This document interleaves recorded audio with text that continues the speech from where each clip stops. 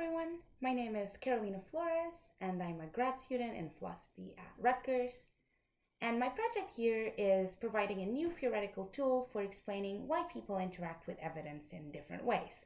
That is, why some evidence persuades some people and doesn't persuade others, why some people seek evidence in cases where others do not, why some people infer incompetence from something going wrong, whereas others infer bad intentions, and so on.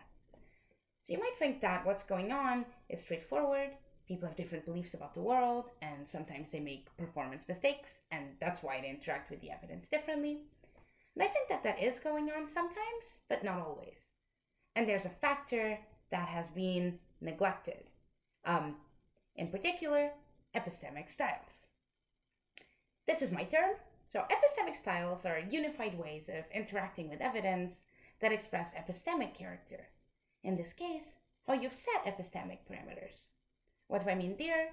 Parameters include tolerance for risk of being wrong, how you weigh simplicity versus fit, how much evidence it will take to persuade you, how carefully you scrutinize evidence, how you allocate trust among different people, and so on. So the idea here is basically that epistemic styles are packages of dispositions to interact with evidence in certain ways that express unified sets of epistemic parameter settings. So just to give you a sense of what these are, I'm going to give you a couple of examples accompanied with costume changes. So first, we've got the paranoid style.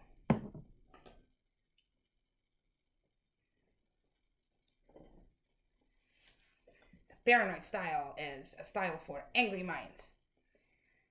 We see this a lot in our political lives.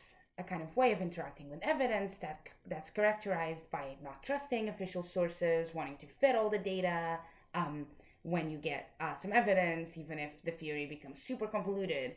And all of this expresses suspicion and paranoia and those sorts of psychological traits. So that's one epistemic style.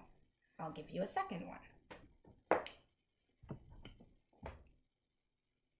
The second one, the rationalist style. It's all about being super logical, popular in the Bay Area.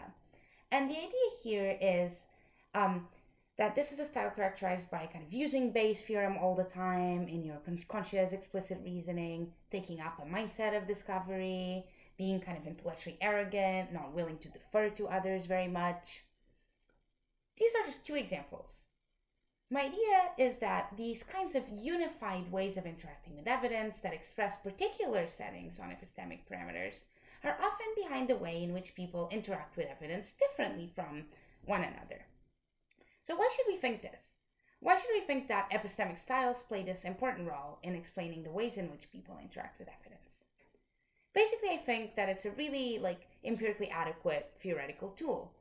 The idea is that people's interactions with evidence kind of vary wholesale. You adopt a whole way of being an epistemic agent, and that's manifested in how you update your views, how you gather evidence, how you ask questions, etc. Epistemic styles explain that. Second, the ways in which people interact with evidence are context dependent.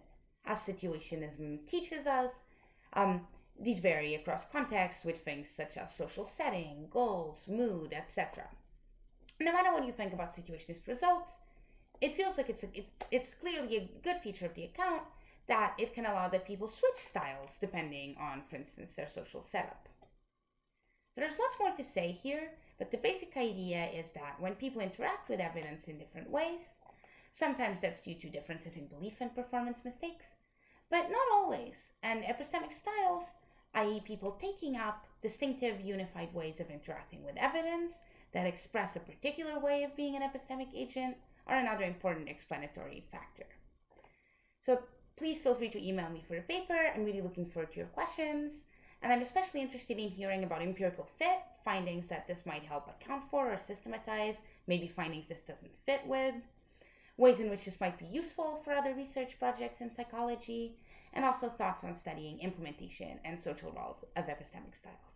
So thank you very much for listening.